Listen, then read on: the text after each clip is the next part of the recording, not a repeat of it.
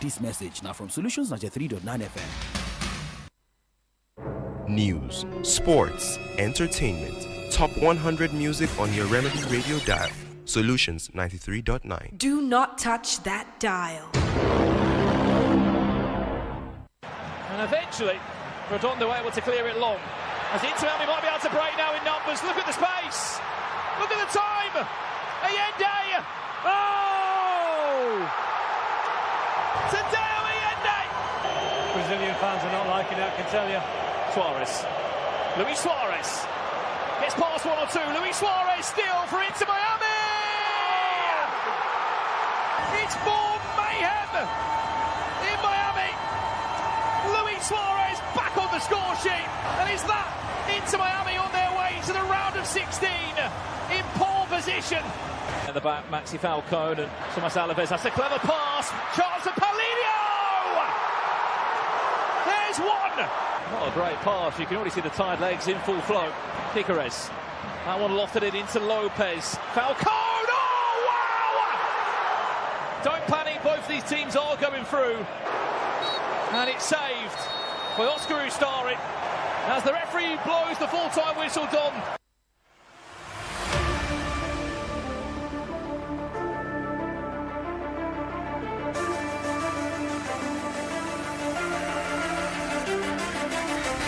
So who would have thought that an Inter Miami that started slowly at the FIFA Club World Cup will also still struggle to qualify despite their performance in the second game at the FIFA Club World Cup. But hey, at the end of the day, Inter Miami Palmeiras qualified to the next round of the FIFA Club World Cup at the expense of an FC Porto. And for those who were clamoring for NPFL teams to play at the FIFA Club World Cup, it will be very interesting. We saw where Al Ahly ended, failing to win a game out of 3. My name is Oladapo Kunubi. You're welcome to Kickoff Sports Show, and you heard the game that happened between Palmeiras and Inter Miami that ended 2-2.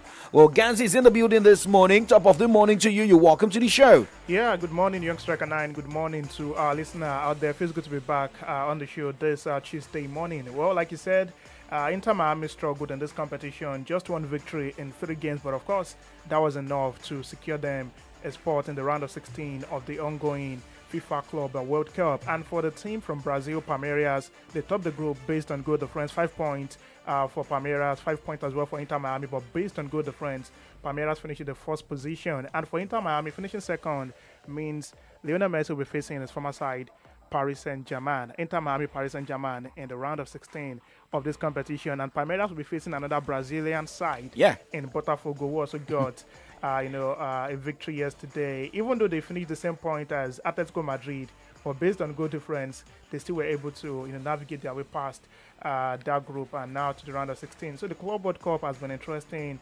so far, no doubt about it. See the thriller we had yesterday, Al Ahly against FC Porto.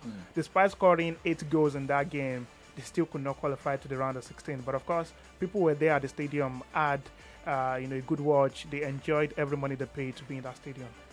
It is about enjoying your money, but for some people, they wasted their data, most especially backing some teams. But I don't know if you saw that post by some Shooting Stars fans saying that, wow, how interesting would it be if Shooting Stars or we see some other NPFL teams. You heard that of Ahmed Musa saying that it would be very interesting, that we have to readjust. There should be a new development in Nigerian football. But do you think there's an NPFL team that would have withstood teams at the FIFA Club World Cup and not come back home after 2 matches? Nah, I don't think there's any team like that in the NPFL, at least for now. We don't know what's going to happen in the next coming seasons, but for now, I don't think there's any NPFL side that would have outperformed the African representatives at this competition. Teams like Al Ahly, Esperance of Tunisia, Mamelodi Sundowns, South Africa. These are household clubs in the African football scene, and we see them every season in, season out. They represent their country in the CAF Club competitions, whether the CAF Confederations Cup or the CAF Champions League. But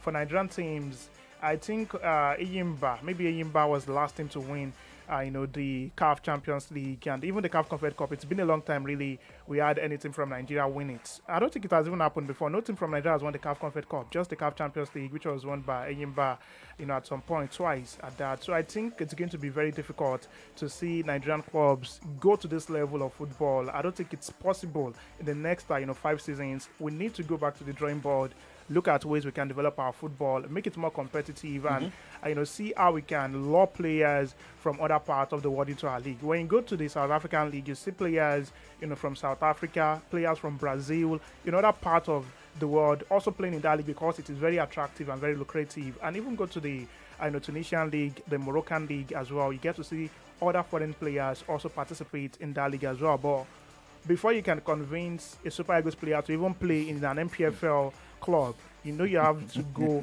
overboard. I remember there was a time people were telling Jude Gallo to come back to play in the NPFL, and his response was if they can meet 3 conditions. I think his first was about security. He also made mention of I can't remember, I gave them 3 conditions at that point in time, that if all of these conditions could be met, maybe he's going to consider that. And the likes of Ahmed Musa, Shehu Abdullah, Ibrahim Ideye, who came back to the NPFL, trust me, it was because they had no other options. If they had gotten options overseas, they wouldn't come back to the NPFL. Maybe we should also talk about the tax as well. Maybe the reason some of them had to come back home. Then options as well. You look at who's going to pay, huge amount of money on Ahmed Musa. Right. Looking at his age, looking at the fitness and the likes. However, he still got the performance in him. But I just want people to just open their eyes to what you said, and what I also said was that I think we put money first before performance in Nigerian sports and football. You keep hearing the money spinning stage, and it is not about winning the title. We keep saying, even if you get to the quarterfinals, we are okay. If we get to the round of 16, we are okay. So we are not okay with winning the title. So that is the reason you see the likes of Esperance, Al Ali, Mamelodi Sundowns, and you see even some clubs from Angola. I think we're talking about that because we have overspent time in this first half of the show. But let's just quickly look at our updates coming from tennis this morning. But remember, guys, we're live on Facebook, live on YouTube, Solutions 939 FM. You can post your comments, your reactions on those platforms this morning, right? For Emma Raducanu, she's talking, giving kudos to Wimbledon organizers. But looking at the tournament that is happening very soon, can we put in our money on Emma Raducanu as she learns her lessons? Can we say that she's good enough and good to go for the biggest tennis tournaments going down in the next few days? Well, I feel like it's a tall order for Emma Raducanu because we are going to have, a couple of tennis stars, female tennis stars also participate in that event. The likes of Arina Sabalenka, talk about Coco Gauff as well, and some even Igor Swiatek will also be participating in that competition. So it's going to be difficult. Yeah, even though the Wimbledon is something very realistic for Emma Raducanu. I think she's done well, taking her pedigree in that competition, but it's still going to be very difficult because there are other stars who are better than her, especially when you're judging based on the last Grand Slam, which was the French Open title. That was won by Coco Gauff beating Arina Sabalenka in the final. So I think it's going to be difficult, but of course in the world of tennis we get to see some stunning or some shocking results or some shocking outcomes as the game progresses. So let's wait and see what happens. The qualifiers would start today. A number of games will be played today in the Wimbledon qualifiers. So let's wait and see how it all pans out at the end of the day. All right, well, let's wait and see. And the man that distracted her at the last tournament, Wimbledon had to stop the man from buying a ticket to the Wimbledon. So it shows that there's record. It goes back to when we say that a player was attacked at a match venue, and I don't want to mention NPFL now, but we have to mention we're calling on the club to search for such. You just have to. There is data, there is plan. So nobody will just say you will not have someone attack you in this game or distract you and go to the next game and do the same thing.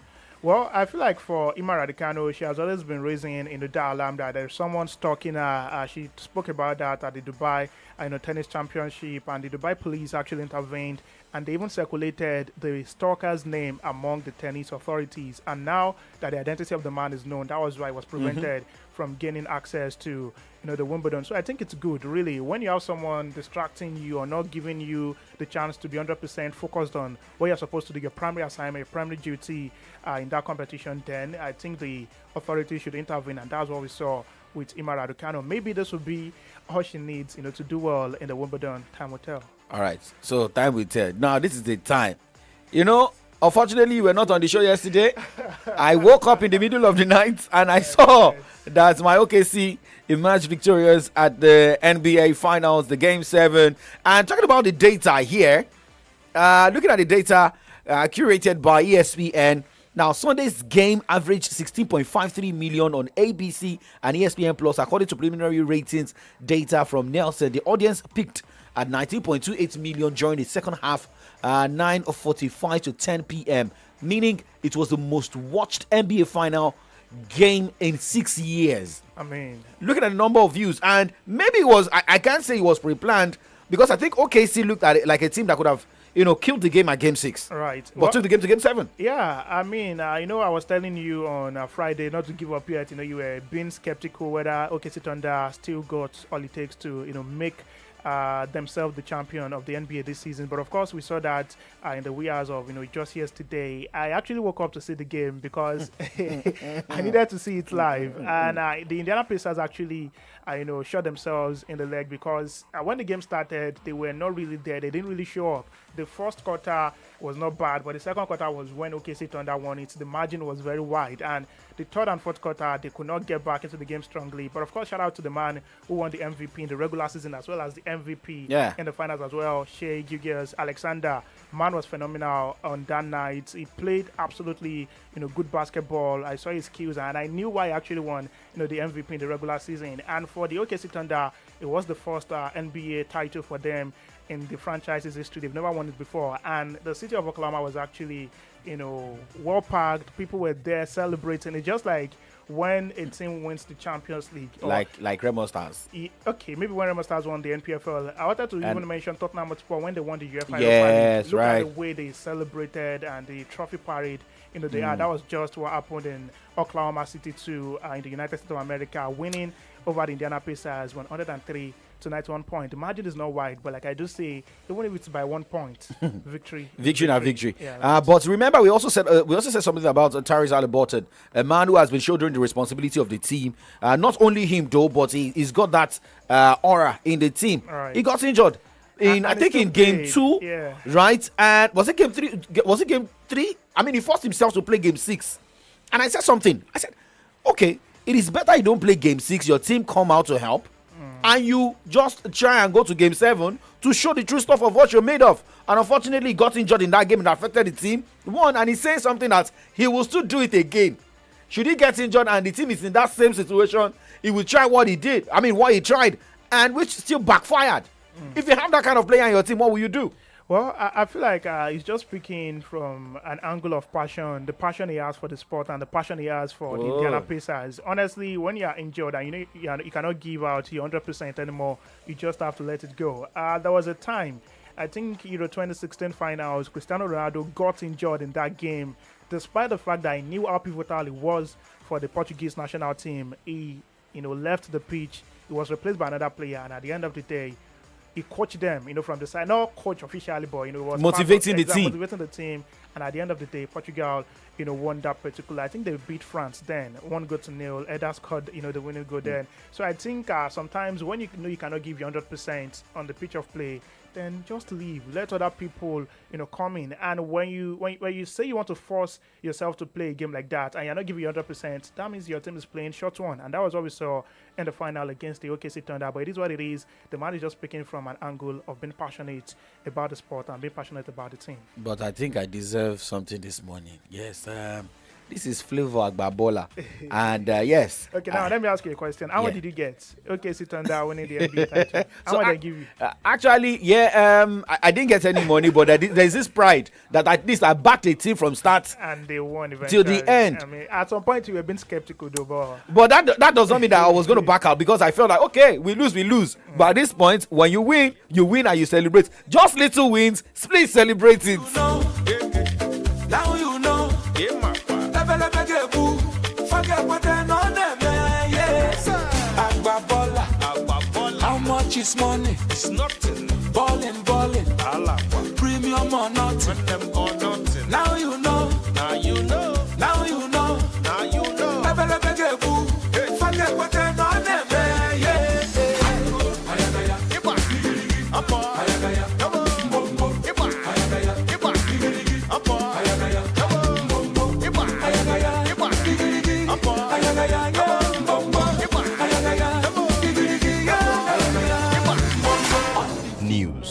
sports, entertainment, top 100 music on your Remedy Radio dial. Solutions 93.9. Do not touch that dial.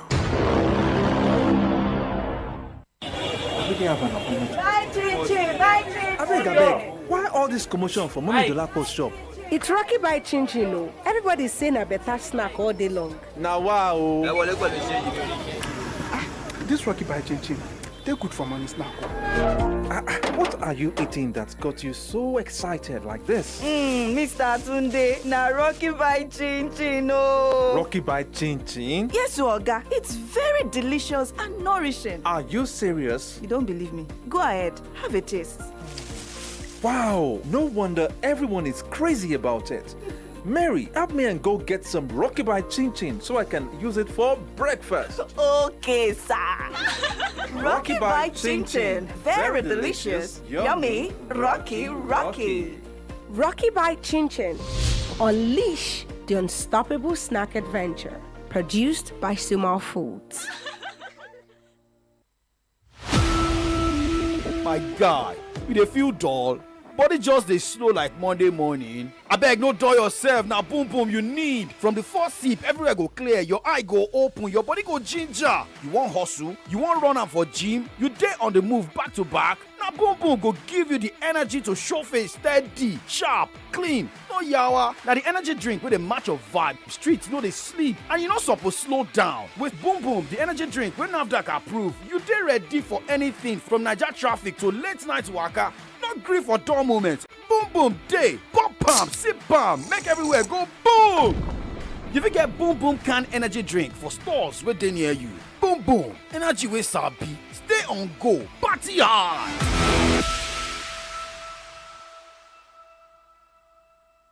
PMTC, TMTC is the option for the option for pregnant woman with HIV. No go lose God, oh.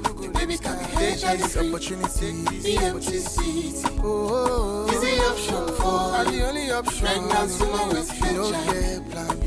Baby can be HIV. Oh yes, a woman living with HIV can give birth to a HIV-free baby with the right care, treatment, and supports. All you need to do is go to the nearest health center and start your PMTCT services today. Our trained health workers are ready to care for you and your baby with love, respect, and confidentiality. So, what are you waiting for? Take the bold step now. PMTCT is free, it is safe, and could save a life. Early detection saves life. For more information and support, call us now on 6222. It is free. This message is brought to you by the National Agency for the Control of AIDS, NACA, with partnership from the National Orientation Agency, NOA.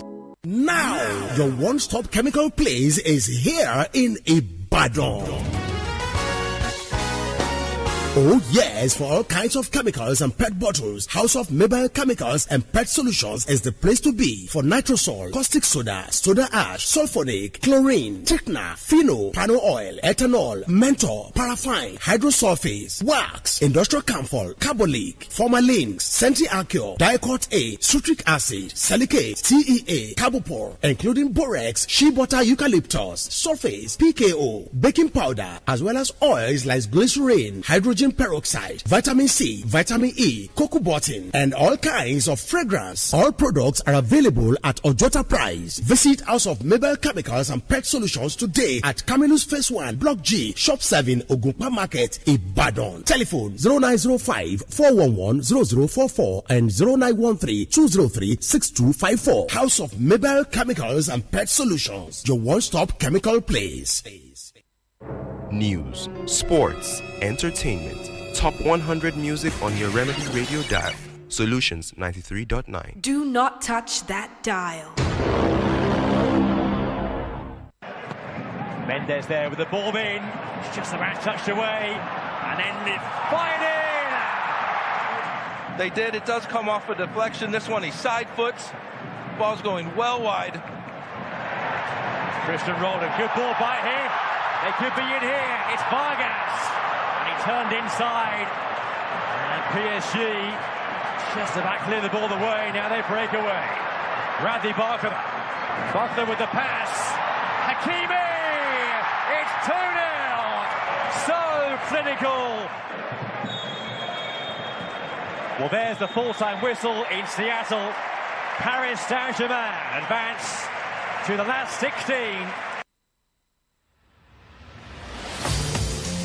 Well, for PSG, at some point, we felt like that team was going to go unbeaten at the FIFA Club World Cup, but unfortunately lost the second game, but went into the third game to win 2-0 against the Seattle Sundowns. So maybe we should just, the United States team, at the FIFA Club World Cup too, are not really, living up to expectations. We all knew that they are not a footballing, USA is not a footballing country. So they are just for the paparazzi. Right. Well, for Seattle Sounders, they're out already. But Inter Miami is another side that are not doing badly in this competition. And I think there's another club, LAFC as well. LAFC, I don't know if they are going to qualify. That's Hugo Lloris' team now. Yeah, let's just say Inter Miami would be the face of American clubs in this competition. Okay. Let us hope. Let's be hopeful. There's this song that says, I am hopeful for today. LFC. They're not qualified. They don't chat it. With 0 points, they have just a game to go. And the funny thing now, looking at the games going down tonight, that's Group C, the last group. That's their last game. Yeah. And that group, Bayern has already qualified with 6 points, winning 2 matches, and scoring 12 goals, conceding 1. Auckland City already back home. Boca Juniors, Benfica. Anything can still happen tonight. Should Boca Juniors win the game against Auckland City? Not that should they. They will win. Okay, you believe they are going to win? They will win. They should actually win. Based on what has happened to they Auckland will win. City. But the game between Bayern and Benfica is the game to watch. Right. Because I don't think Vice and Company will want to just go and relax. Well, I don't think it's possible for Boca Juniors, actually, depending on the number of goals they score. Even if they beat Auckland City and Bayern beat Benfica, Benfica still has 6 goal difference. So that means Boca Juniors must beat Auckland City at least 8 goals to nil. Okay. They have -1. Yeah, they have -8 goals. Well, Boca Juniors can do that. Well, it's actually possible, honestly. When you consider what Bayern also did against Auckland City and what Benfica also did against Auckland City. So it's a realistic one for Boca Juniors ball. Okay, now let's go straight to Group D. It looks like Chelsea may go home. Because they're playing Esperance of Tunisia in the last game, and Flamengo has already qualified. They are playing Los Angeles FC. FC has already gone home. They just want to play the last game. Well, for Chelsea, it's an important game. They're going to be playing in the early hours of tomorrow morning, and I feel like their coach, who said something yesterday, said the heat actually affected the team's training session, that they could not train for long because everywhere is a bit hot in America. And are playing against another powerhouse from Africa with the same number of points, even a draw.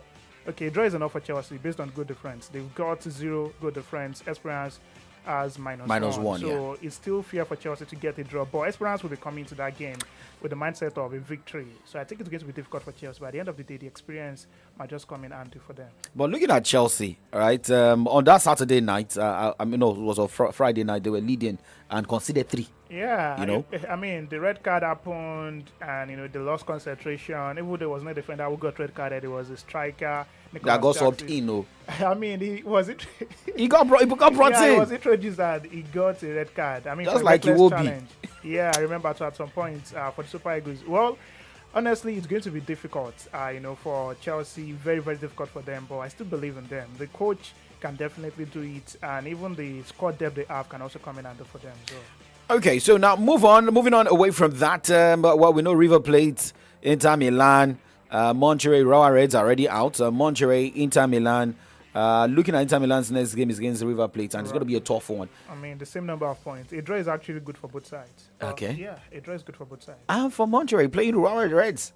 A victory for Monterrey against Rawa Reds. Well, depends on the number of goals they scored, though. It's going to be 5 points. This group is actually a very interesting one. Group E, River Plate 4 points, Inter Milan 4 points, Monterrey 2 points, and Rawa Reds no points. Rawa Reds are out already. So okay. Let's just leave there. Now for Group F, we have Fluminense with 4 points, Dortmund 4 points, Mamelodi Sundowns with 3 points, and the next game for Mamelodi Sundowns is against tabletoppers Fluminense.